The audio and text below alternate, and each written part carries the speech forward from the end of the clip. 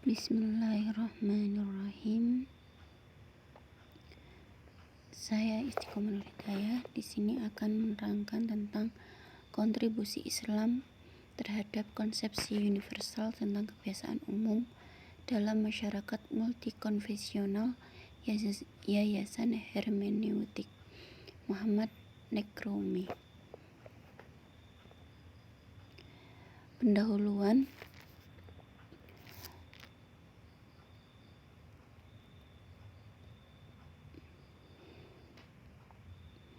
Istilah Malala Reva mengacu pada konsepsi teologi Islam tentang baik, yaitu lambang perilaku moral yang bertanggung jawab untuk orang percaya. Menurut As-Satiji, perhatian utama etika dalam Islam adalah meningkatkan kesadaran tentang kebaikan bersama. Sementara berbagai orang pemikiran dapat menahan konsepsi yang lebih baik dari Malalaha. Konsep tersebut merupakan prinsip moral yang sama terhadap semua.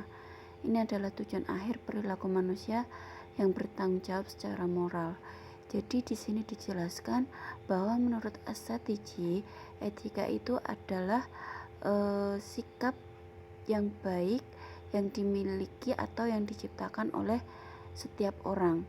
Nah, di sini juga kita dapat melihatnya dari segi perilaku, lisan, dan kebiasaan dari orang tersebut.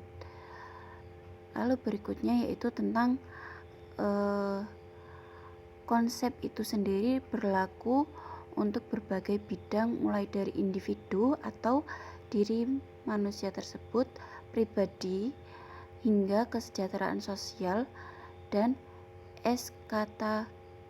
eskatologis dari sebuah komunitas. Eskatologi merupakan faktor penting dalam perdebatan tentang kesejahteraan etis dalam Islam. Dominasinya mencegah individu, dan dengan demikian teolog karena memahami tanggung jawab etis hanya dalam kerangka penghindaran konsekuensi hukuman terhadap kesalahan religius dalam konteks pelestarian diri. Selanjutnya, perspektif eskologi kesejahteraan memberikan unsur transendental pada saat etis. Yang terakhir ini digambarkan oleh Franz Berkeley sebagai peluang nyata yang ada secara independen dari pemikiran pribadi dan kehendak. Yang pertama menurut Berkeley adalah nilai perilaku moral yang ditugaskan untuk aktor individu yang bertanggung jawab, yang memerlukan kepatuhan. Itu berarti makna dan konteks untuk penerapan maslahah yang dikembangkan dengan bercabang dari dua baris dasar penalaran. Ada ma'ilha sebagai metode interpretasi hukum dan pembentukan hukum moral, terutama al-maslahah al-mursalah, dan ada maslahah sebagai prinsip penciptaan suci. Maslahah umumnya sebagai predisposisi atau kesejahteraan sosial. Dalam teori hukum Islam yang tidak penting, istilah Malalaha telah dibahas sebagai konsep sosial atau etis. Nah, nilai independen atau kebebasan yang berarti kepentingan umum atau kebaikan bersama. Nah, pada saat yang sama, bagaimanapun juga dipertahankan. Sejak awal, dimensi teologi atau ketuhanan sebagai bagian dari teori etika, terutama sebagai subpiniplik kias, sambil mempertahankan dimensi metodologi yang terdapat di dalam buku Ibnu Ashur 2015 halaman 75. Selanjutnya yaitu kesamaan yang umum dalam kaitannya dengan tugas dan tanggung jawab. Nah, di sini di bidang etika, teori hukum dalam menentukan perilaku etis atau Malalaha adalah istilah kunci untuk mengekspresikan kebaikan moral tertinggi dan menekankan karakter rekursif generatif dari hukum kudus. Sementara pendekatan disengaja teleologis akan berisiko dibatasi dalam interpretasi rasional murni. Doktrin tugas taklif dalam bahaya legalitas statis tidak produktif dalam membedakan antara kewajiban dan orientasi. Seseorang dapat dengan mudah mendeteksi warisan ganda, salah satu kesentakan di mana urutan syariah ditandai oleh karakter teleologisnya, dan yang lain berbasis teks zahir atau Al-Quran yang bersifat warisan intelektual, di mana pendekatan deontologis digunakan untuk sampai pada pengadaan hukum karena karakter wajib norma. Selanjutnya yaitu adalah maslahah dan kebebasan dalam teologi. Di sini rasionalistikologi Islam rasionalistik tidak seperti teori hukum adalah pendapat yang terbagi mengenai pertanyaan tentang kehendak bebas. Pemikiran Mu'tazil didasarkan pada gagasan bahwa manusia memiliki kehendak bebas dan karenanya bertanggung jawab atas tindakan mereka pada hari penghakiman. Asititis di sisi lain berpendapat bahwa manusia hanya memiliki satu-satunya yang terbatas yang dapat dipengaruhi oleh kemahasiswaan Tuhan sebelum melakukan tindakan, dan akibatnya manusia hanya harus bertanggung jawab sebagian untuk tindakan mereka. Padahal kalau kita meyakini din kita, setiap perbuatan yang kita lakukan di dunia ini pasti akan mendapatkan pertanggungjawaban di akhirat kelak.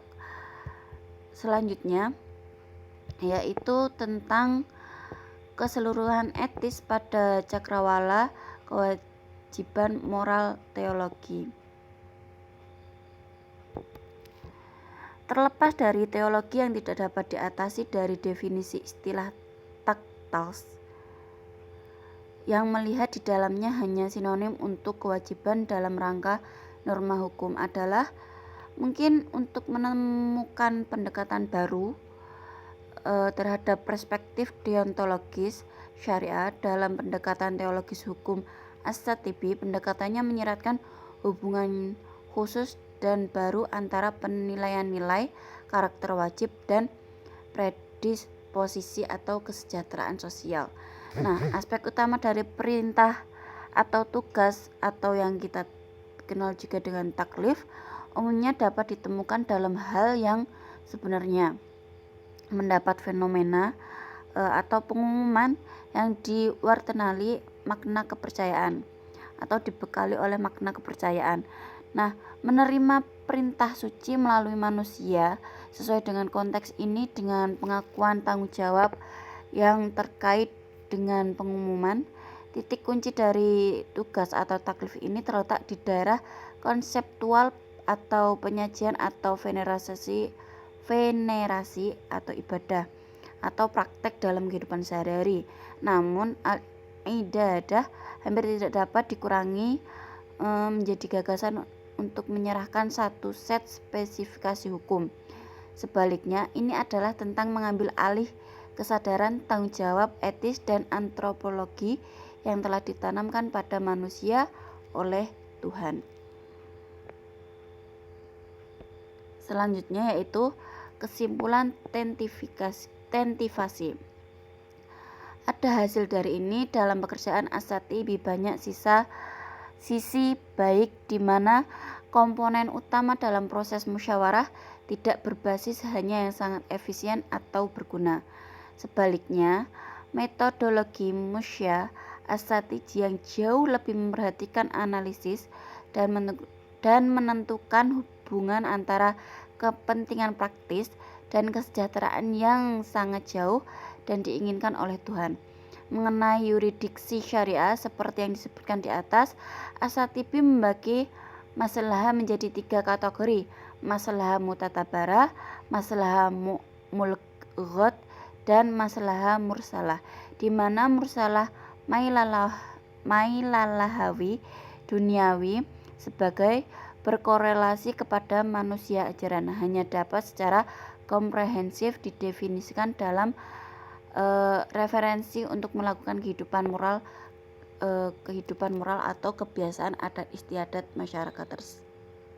masyarakat setempat.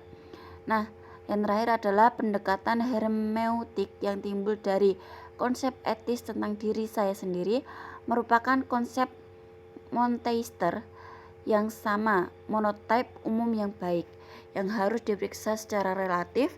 Dalam konteks ini, konsep komunitas intertekstual yang diusulkan dalam analogi kepada masyarakat tekstual Jan Asian dan Brian tampaknya menjanjikan penjabaran konsep multikonfesional dari umum yang baik yang berorientasi pada gagasan tentang harga diri sebagai fokus kesejahteraan masyarakat.